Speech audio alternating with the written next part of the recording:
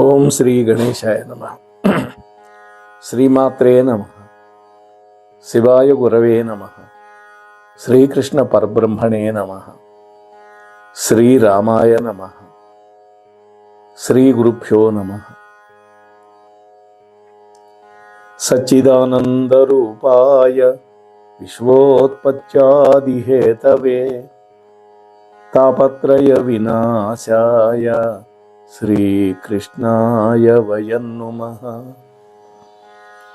Mohanavani channel ద్వారా ఈ వీడియోని వీక్షిస్తూ శ్రవణం చేస్తూ ఉన్నటువంటి భక్తామ తల్లులకు తండ్రులకు ముందుగా నా యొక్క నమస్కారాలు. ఈ రోజున మనం జంబూ ద్వీపం గురించి చెప్పుకుందాం. మనం ప్రతినిత్యం పూజ చేసేటప్పుడు సంకల్పం చెప్పుకుంటాం. అందులో జంబూద్వీపే భరతవర్షే భరతఖండే మేరోహ దక్షిణ దిగ్భాగే శ్రీశైలస్య ఈశాన్య ప్రదేశే అని మనం చెప్పుకుంటాం కదా. మన హిందూ ఆచారాలలో ఈ సంకల్ప మంత్రం ఒక అంతర్భాగం. నదీ స్నానం చేసినా సంకల్పయుతంగానే చేయాలి, పూజ చేసినా సంకల్పయుతంగానే చేయాలి. అప్పుడే ఆ పూజకి ఫలితం దక్కుతుంది. అసలు ఈ జంబూ ద్వీపం అంటే ఏంటి, ఎక్కడుంది? జంబూ ఫలములు అంటే నేరేడు పళ్ళు. నేరేడు పండ్ల యొక్క రసంతో నిండిపోయినటువంటి సముద్రం. ఆ సముద్రం మధ్యలో ఉన్న ఒక ద్వీపం, అది జంబూ ద్వీపం. అంటే ఇక్కడ జంబూ ద్వీపం అంటే కేవలం మన భారతదేశం మాత్రమే కాదు. ఈ జంబూ ద్వీపంలో ఆసియా, ఐరోపా, ఆఫ్రికా, ఉత్తర అమెరికా ఇవన్నీ ఉన్నాయి. ఈ జంబూ ద్వీపాన్ని 9 వర్షములుగా విభజించారు. వర్షం అంటే భౌగోళిక ప్రాంతాలు. వాటిలో మన భరతవర్షం అనేది ఒకటి. అంటే శకుంతలాదేవి పుత్రుడైనటువంటి భరతుడు పరిపాలించినటువంటి ప్రాంతం. ఆయన పేరుతోనే భరతవర్షం అని పేరు వచ్చింది, భారతదేశం అని కూడా పేరు వచ్చింది. ఈ 9 వర్షాల్లో భరతవర్షం ఒకటి కదా. మిగిలిన 8 ఏంటి? కేతుమాల వర్షం, హరివర్షం, ఇలావృత వర్షం, కురువర్షం, హిరణ్యక వర్షం, రమ్యక వర్షం, కింపురుష వర్షం, భద్రస్వ వర్షం.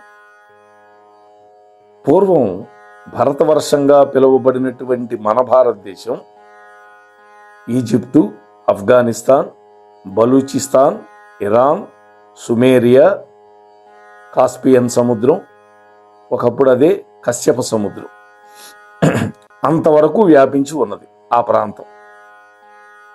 కాదే ఇవాళ కుంచుకుపోయినాయి, ఎవరికి వాళ్ళే స్వతంత్ర దేశాలుగా అయిపోయినాయి.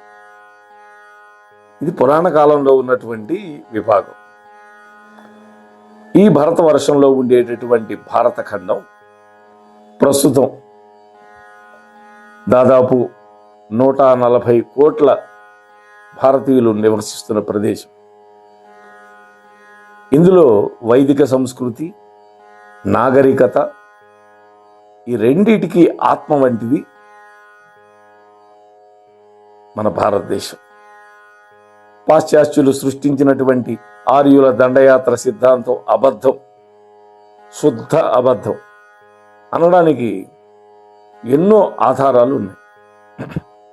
మనల్ని తక్కువ చేయడానికి ఈ సిద్ధాంతాన్ని బ్రిటిష్ కాలంలో, పరిపాలనా కాలంలో వాళ్ళు సృష్టించినటువంటి చరిత్రలో ఇవన్నీ చొప్పించారు. దాన్నే మన దౌర్భాగ్యం కొద్దీ 70 సంవత్సరాలు దాటిపోయిన స్వతంత్రం వచ్చి ఇంకా అదే చరిత్రను చదువుతున్నాం. అక్బరు పరమత సహనాన్ని పాటించాడని ఇట్లాంటివన్నీ చొప్పించారు. పరమ దుర్మార్గులు వాళ్ళు. మన దేవాలయాలన్నీ ధ్వంసం చేసిన వాళ్ళు ముస్లింలే. సోమనాథ దేవాలయం మీద ఎన్నిసార్లు దండయాత్రలు చేశారో, ఎంత సంపదని గుర్రాల మీద నెలల తరబడి వాడు తరలించుకొని పోయినారు. ఈ సిద్ధాంతాల్లో చెప్పినటువంటి అన్ని ప్రాంతాలు మన భరతవర్షంలోనే ఉన్నాయి. కాబట్టి ఆర్యులు అనేవాళ్ళు ఎవరు దండయాత్ర చెయ్యలేదు లేదు లేదు. ఇంకొక అద్భుతమైన విషయం ఏంటంటే, మన పూర్వీకులకి ప్రపంచ భూగోళ శాస్త్రం గురించి బాగా తెలుసు. మనం గమనించాల్సింది ఇంకొక విషయం కూడా ఉంది. అప్పుడు చాలా వరకు దక్షిణ అమెరికా ఖండం, ఆఫ్రికా ఖండంలో దక్షిణ భాగంలో సగం, ఆస్ట్రేలియా మొత్తం నీళ్ల కింద ఉండేవి ఆ రోజుల్లో. ఇంకోవైపు ఇప్పుడు ఉండేటటువంటి అట్లాంటిక్ మహాసముద్రం, పసిఫిక్ మహాసముద్రం, ఆర్కిటిక్ మహాసముద్రంగా పిలువబడేటటువంటి సముద్ర మట్టానికి పైన ఉండేవి. దీన్ని బట్టి నిరూపితమయ్యేటటువంటి విషయం ఏంటంటే, మన వైదిక సంస్కృతి కేవలం 5000 సంవత్సరాల క్రితమే పుట్టిందని, కురుక్షేత్రం కేవలం కొన్ని సంవత్సరాల క్రితమే జరిగిందని చెప్పే వాళ్ళవన్నీ కూడా తప్పుడు ప్రచారాలు మరియు పచ్చి అబద్ధాలు. ఆస్ట్రేలియా ఖండం నీటి కింద ఉన్నప్పుడే వైదిక నాగరికత మన ప్రాంతంలో ఉంది. దీన్ని బట్టి అర్థం చేసుకోవచ్చు మనది ఎంత పురాతనమైనటువంటి నాగరికత. మనల్ని దిగ్భ్రాంతికి గురి చేసే విషయం ఏంటంటే, మన ప్రభుత్వాలు ఇంకా మన పాఠ్య పుస్తకాల్లో ఇటువంటి అబద్ధపు సిద్ధాంతాలని, అబద్ధపు చరిత్రని, మన భారతదేశానికి వ్యతిరేకంగా భారతదేశాన్ని, భారతీయులని కించపరిచి తక్కువ చేసి చూపించే తప్పుడు చరిత్రను బోధిస్తూ ఉన్నారు. మోడీ ప్రభుత్వం వచ్చింది, కానీ ఎక్కడ మార్పు లేదు. హిందువులు పరిపాలించే ప్రభుత్వం, హిందూ ప్రభుత్వం. హిందూ మతం అని చెప్పుకోవడానికి వీలు లేకపోయినా కానీ తప్పుడు చరిత్రనైనా మార్చట్లా. ఆ మ్యాక్స్ ముల్లరు ఇటువంటి వాళ్ళంతా, లార్డ్ మెకాలే, ఆ దిక్కుమాలిన విద్యా విధానమే ఇంకా కొనసాగుతూ ఉంది మన దౌర్భాగ్యం కొద్ది. మన ప్రభుత్వం, ఇప్పటి ప్రభుత్వం అయినా మన దేశ యువతకి, మన పూర్వీకులు పామరులు ఏమీ తెలియని వాళ్ళు అని బోధిస్తున్నారు. మన బుర్రలకు అదే ఎక్కిస్తున్నారు, ఆ విష చరిత్రనే ఎక్కిస్తున్నారు. దేశభక్తులు కనుక్కున్నటువంటి నిజమైన చరిత్రని పాఠ్య గ్రంథాల్లో చొప్పించటం లేదు, దానివల్ల బోధన జరగటం లేదు. నేటి యువతరానికి ఈ విషయాలన్నీ తెలియటం లేదు. మన పాఠ్య పుస్తకాలలో మన ఋషుల గురించి కూడా పెట్టాలి. అందుకనే నేను మన మహర్షులు మార్గదర్శకులు అనే శీర్షికలో నారద మహర్షి చరిత్ర మొట్టమొదటగా తీసుకొని అనేక పురాణాలలో, ఇతిహాసాలలో ఉన్నటువంటి నారద మహర్షి యొక్క చరిత్ర అంతా క్రోడీకరించి ఒక 21 ఎపిసోడ్లు చేశాను. అది మన వాణి ఛానల్ ద్వారా త్వరలోనే మీరు వింటారు. ఇంకా గొప్ప ఋషులు దాదాపు 40 మంది ఉన్నారు మొత్తం. వాళ్ళల్లో కనీసం ఒక 20 మంది గురించి అయినా సరే మీ అందరితో పంచుకునే ప్రయత్నం చేస్తా. అది మీరు వింటమే కాదు, మీ ఇంటి ఉండే మీ పిల్లల చేత కూడా వినిపించాలి. ఆహా, మన మహర్షులు ఎంత గొప్పవాళ్ళు, ఎంత శక్తివంతులు, సమాజ హితం కోసం ఎంత ప్రయత్నం చేశారు వాళ్ళు. ఒక గౌతమ మహర్షిని గురించి తీసుకుంటే, గోదావరి నది మనకు వచ్చింది అంటే ఆ మహాత్ముడి యొక్క కృషి. ఒక భగీరథుడి గురించి తెలుసుకుంటే గంగమ్మ మనకు వచ్చినటువంటి చరిత్ర తెలుస్తుంది. ఒక విశ్వామిత్రుడు, అగస్త్యుడు, ఎలాంటి మహానుభావులు వాళ్ళు. వాళ్ళ చరిత్రలు తెలుసుకోవాలి.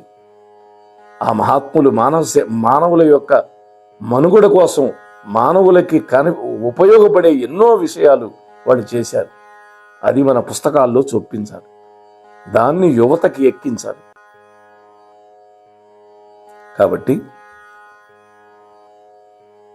ఒకవేళ ఇప్పుడుండేటువంటి ప్రభుత్వం ఇలాంటి ప్రతిపాదన తీస్తే ప్రతిపక్షాలు ఏమంటున్నారు?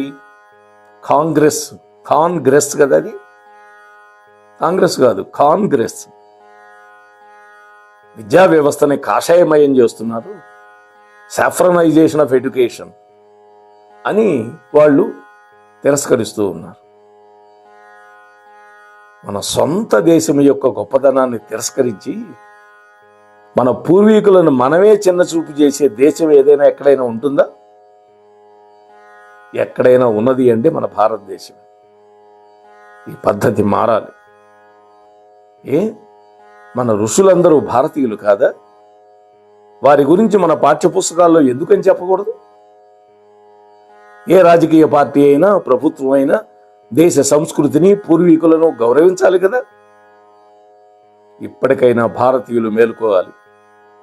ముఖ్యంగా 80% జనాభా ఉన్న హిందువులు మేలుకోవాలి. మనం ఎంత గొప్ప సంస్కృతికి వారసులమో గ్రహించాలి. మన సంస్కృతిని కాపాడటం మన వంతుగా మనం కూడా కృషి చేయాలి. అప్పుడే రాబోయే తరాలకి మంచి ఫలాలను పంచిన వాళ్ళం అవుతాం. మన యొక్క సంస్కృతి సంప్రదాయాలను వాళ్ళకి అందించిన వాళ్ళం అవుతాం. మన పురాణాలు, ఇతిహాసాలు, వాటిల్లో ఉన్న మహానుభావుల యొక్క చరిత్రలు, ఇవన్నీ నేటి యువతరం చదువుకోవాలి. అలా కృషి చేద్దాం. ఆ ప్రయత్నంలో మన మోహనవాణి ఛానల్ కూడా ఎంతో ముందడుగు వేస్తోంది. ఎంతమందినో ప్రోత్సహించి వాళ్ళ చేత ప్రవచనాలు రికార్డ్ చేసి అవన్నీ తమ ఛానల్లో ప్రసారం చేసి మన హిందూ సంస్కృతి యొక్క వైభవాన్ని చాటడానికి ఎంతో ప్రయత్నం చేస్తున్నారు మన మోహనవాణి అధినేత అక్కునూరి సీతారామాంజనేయులు గారు. వారి యొక్క షష్ఠి పూర్తి 21వ తేదీ జరుపుకుంటున్నామని ఈరోజే నాకు ఫోన్ చేసి సందేశం ఇచ్చారు. అయితే కొంచెం అనారోగ్యం వల్ల నేను రాలేకపోతున్నానని నా యొక్క సందేశాన్ని వారికి పంపటం జరిగింది.